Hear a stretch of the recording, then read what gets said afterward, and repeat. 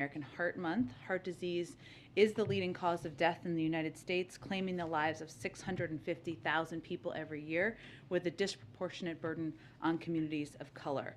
The President is committed to supporting Americans in their efforts to achieve better heart health and closing the racial gaps in cardiovascular disease. That's why we're taking a whole-of-government approach to reduce diet-related chronic diseases and encourage every American to live a healthy lifestyle. The President has also called on Congress to launch his ARPA-H initiative, which would invest billions of dollars in preventing, detecting, and treating cancer, cardiovascular conditions, and other deadly diseases. And there are a number of other red wearers today in here too. I don't want to speak to what you picked out of your closet, but maybe you're recognizing the same thing. Also wanted to note that a new competition and supply chain announcement that came out yesterday, from the Justice Department and the U.S. Department of Agriculture.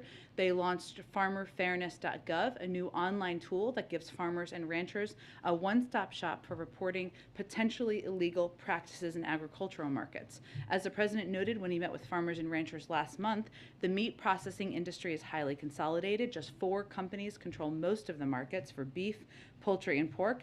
That gives meat processors enormous power over farmers and ranchers, and too often they use that power to exploit and underpay them. The launch of this new tool is a critical part of the Biden-Harris administration's action plan for a fair, more competitive, and more resilient meat and poultry supply chain. This is a one-stop shop to report potential violations, and it will allow the Justice Department and the USDA to better address anti-competitive actions and create meat and poultry markets that are fair to American farmers and ranchers.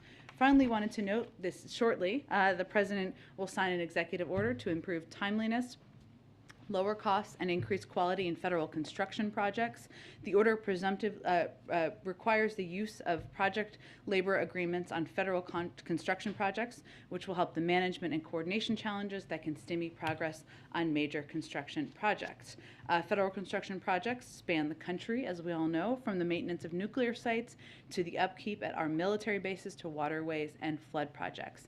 Based in the FY 2021 figures, the order can affect $262 billion in federal government construction, contracting, and improve job quality for the nearly 200,000 workers on federal construction contracts. Additionally, as directly in the previous executive order, starting January 30th, federal contractors will be paid a $15 minimum wage. And briefly, the week ahead, last thing, on Monday, as you all know, the President will welcome the Chancellor of Germany to the White House, Chancellor Scholz.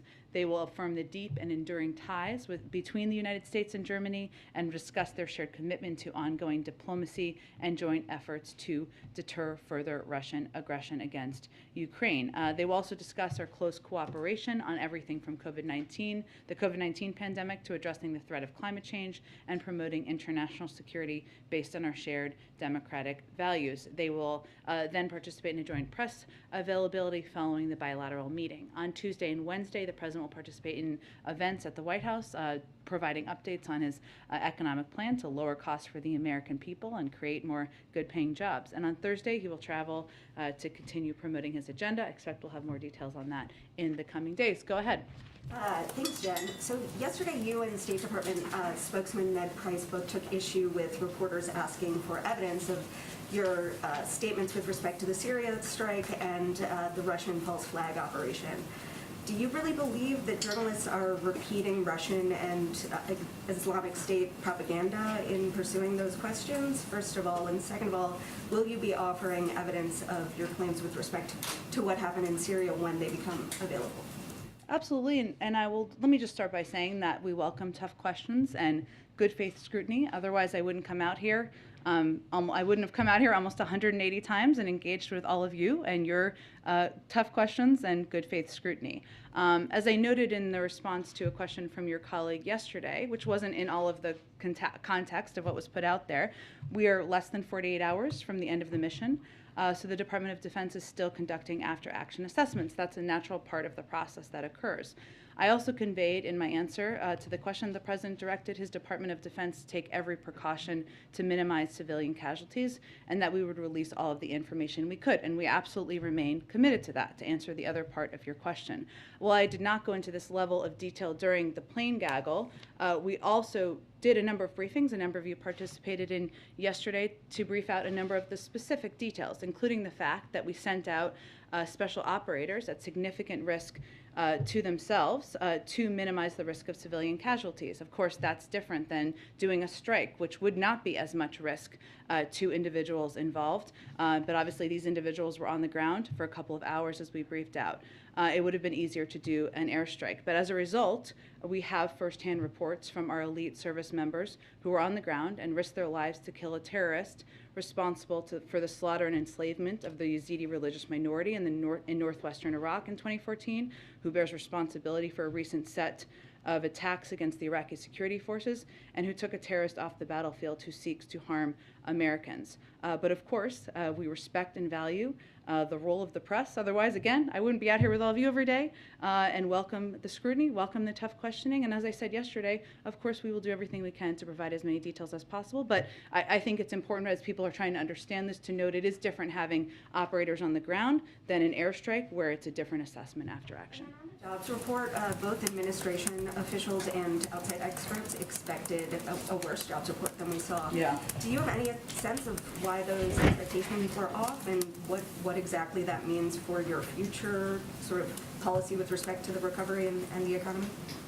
Well, what is also true, as much as we had a very encouraging jobs report today, and as we look back to the revisions made as a part of the report this morning, the largest year of job creation ever in American history. Those are certainly things we are proud of, the President is proud of, and we attribute that in part to the actions he took to implement a number of important policies. It is also true, and this is one of the facts that we have been pointing out over the course of the last couple of days, that Omicron forced around 8 million people to take time off of work. And that was during a period of time where it was measured. So that is also true. So some of these people who were sick would not have been counted in these job numbers. And that was a fact we just wanted people to understand as we were leading up to the jobs report.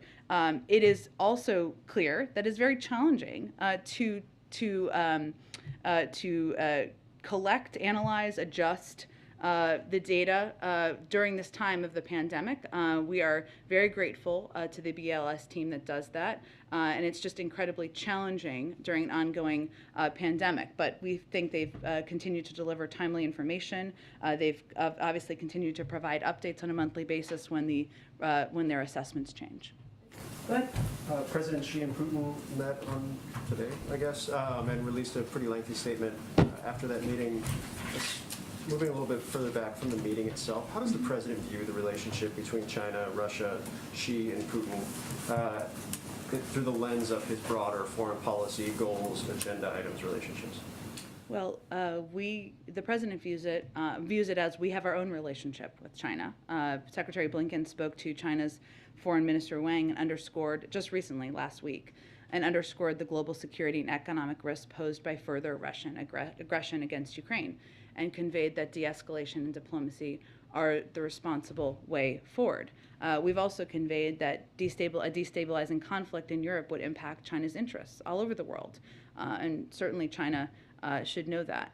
So certainly we have our own relationship where we engage directly at a very high level, as you all know. But our focus right now is continuing to unite with allies and partners to respond decisively if Russia further invades Ukraine. Are there any concerns about that relationship if it gets closer, if it becomes more intertwined in terms of U.S. posture and role in geopolitical spheres? Well, again, what we have control over is our own relationships and the projection of our own values, and also looking for ways to work with countries even where we disagree, and that is part of diplomacy. I would note that because some of the reporting has accurately assessed or raised the question of what took place in these conversations. We don't have anything to update on that. I don't think you would expect, but the size and the scope of economic measures on the table that we're talking about as it relates to Russian aggression or the potential of invasion are unprecedented. It would pose massive consequences for the Kremlin and the inputs to, and I think it's important for people to understand that the inputs to the major foundational technologies of the world still come from the West. And so there is an enormous amount of power we have as we work to continue to strengthen our diplomatic efforts with our partners around the world. And then just one more quick one, and obviously I'm not going to try and repeat what Matt did yesterday with Ned, as I know you've experienced at times in a past life. But I do. I had many engagements with Matt Lee in my time. The idea, though, and you've done this a couple times, and the British have to some degree as well, getting out in front.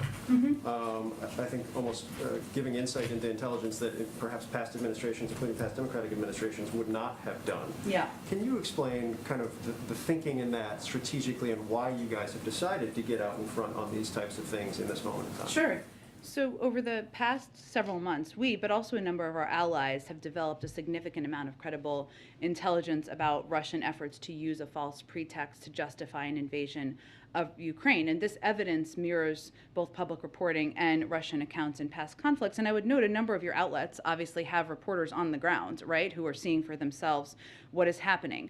What is also true is that we've seen Russians' actions over the past few years. If you look just back at past precedent, it doesn't mean it's guaranteed to repeat, but it is important for people to understand contextually what they're capable of and what tactics they've used in the past. And sometimes you do see repetition of that. So a few years ago, for example, Russia's defense ministry falsely accused the United States of running a clandestine biological weapons lab in the country of Georgia, enabling Russia's efforts to destabilize the Georgian government. Russia also used to fabricate stories in Syria about how attacks on international aid convoys were undertaken by rebels or terrorists instead of the Assad regime to enable Russia's continued support for the Assad government. If you look back at 2016, the Russian media manufactured a false claim of sexual assault against a Russian immigrant named Lisa by German refugees in order to stoke hysteria against Syrian immigrants throughout Europe. And there's more. Russian state television aired a false report that claimed the Ukrainian army had crucified a 3-year-old Ukrainian boy. That is even more recently. So our objective is to deny Russia the opportunity to use these lies to justify an invasion of Ukraine. And to convey clearly, these are actions we're seeing that are straight out of their playbook. We've seen them run false flag operations in the past and use confusion to launch military action many times in history. Of course, we would prefer to make as much underlying information available as we can. And in fact, what we conveyed yesterday and was conveyed by my colleagues at the Defense Department and State Department was the result of declassifying information. There are limitations because of compromising intelligence sources and methods. But what we're trying to do is take steps to deny Russia the opportunity to use lies, to use past tactics to justify an invasion of Ukraine, essentially to avoid war. Go ahead. Thanks, Jen. If Putin decides to make a move into Ukraine, how long does the U.S. believe that the Ukrainians could hold off a full Russian takeover? Jackie, it's a great question. I would really point you to the Department of Defense to make any assessment if they can. And obviously some assessments they may not be in a position to make publicly. That they would not want to share publicly or that they don't know? Again, I'm just conveying that there are some assessments, and obviously you, as the Department of Defense, does a range of contingency planning. I'll let them speak for themselves on what they could lay out publicly for you. And then we've known about the reality of this threat since October. Putin began amassing troops on the border in April. So why have we waited so long to send the kind of aid that we're sending now? Why haven't we sent, for instance, anti-aircraft weaponry? Because if Russia does an airstrike, wouldn't they be able to obliterate what we've sent to them so far? Well, remember the president met with President Zelensky back in, I think it was September, but you can correct me if that's wrong. It was sometime early in the fall, and committed to a large aid package. That is something that we've been implementing and delivering since that point in time. So actually, it's been continuous security assistance that we've been providing to the Ukrainians, an enormous package that we've been providing over the course of the last year. In terms of weapon systems, I had again pointed to the Department of Defense. The feeling within the administration is that we have responded in a timely manner to Ukraine's concerns. I think what's important for people to understand is that this has been continuous. It wasn't that we had never provided aid, whether it's humanitarian or security assistance, and all of a sudden we did recently. That has been a continuous process. We've provided hundreds of billions of dollars in aid, security assistance over the course of not just the last year, but long before that, and including a commitment the president made and was announced around President Zelensky's visit. And then moving on to energy, I mean, gas prices are at a 7-year high here in the U.S. Right after OPEC again snubbed requests to increase production, and then there's this energy crisis in Western Europe brewing.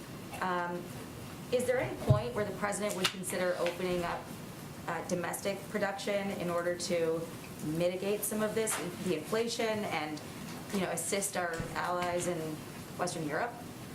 Well, there's a couple of important questions you raised there. Let me start by saying that as it relates to Europe and the shortage, and that is, or potential, I should say, it doesn't exist currently, or everybody's experiencing high gas prices, but I think you're asking as it relates to a potential invasion. That is something we've been very mindful of and in touch with our European partners and also suppliers about what can be done and how we can ensure or take steps to increase capacity out there to meet those needs should they raise. Some of them is natural gas, some of them is gas, as you know. So that is something we've been quite mindful of. I'd also note that the president has taken a number of steps in recent months to address the gas prices, including tapping the Strategic Petroleum Reserve, of course conveying clearly to OPEC member countries and suppliers that it's important to meet the demand on the market, and we'll continue to look at options that can be done to lower gas prices for the American people. In terms of whether or not there could be more oil drilling, I'd point you to the oil companies on what available places they have and if they're maximizing that. My understanding is they're not. Is there any consideration for increasing, for instance, LNG export licenses? I don't have anything to preview for you in terms of additional steps. I can just reiterate to you that the president raises and talks about the importance of taking every step we can to lower gas prices for the American people. And then real quick on the Johns Hopkins study on the lockdowns. It was this meta-analysis that came out of several studies, lockdown during the first wave of COVID in spring of 2020. It found that it only reduced COVID mortality by 0.2% in the U.S. and Europe, and suggested they have little to no public health benefit, but severe consequences for the economy. And it suggests that lockdowns shouldn't be a part of a future pandemic response. Is that the shared view of the administration looking in the rearview mirror? Well, I would first, of course, point you to our health and medical experts for specifics on this specific scientific study.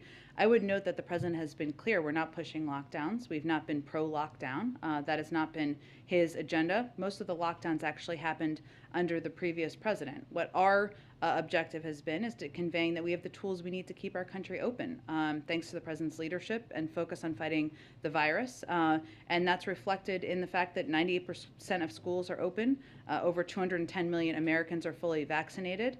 We have the tools to avoid lockdowns, and we're not moving back, and that's our intention at this point. So you guys do believe then that the lockdowns were more harmful than helpful? Again, I would point you to our scientific experts on the specifics of a study, but the president's agenda, the president's approach has not been lockdowns. It has been using the tools we have to prevent that. Good. On the Supreme Court nomination, Senator Ben Ray Lujan's office is saying today he's going to be out for 4 to 6 weeks. I know you've obviously wished him well. Hopefully it's shorter than that, but sometimes these recoveries don't always go as planned. So is the White House thinking at all about timing, given the senator's potential absence? Is that affecting at all how the president is now thinking about this nomination versus how he would have been thinking about it a week ago? No.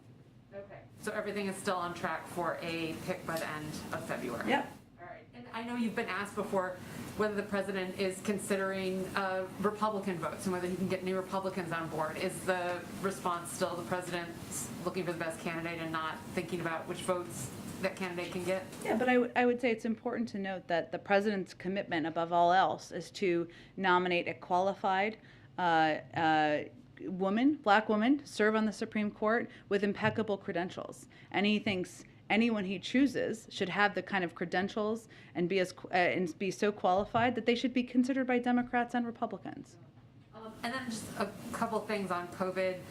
We've hit the 900,000 death mark, or we're quickly going to approach it, depending on your tally.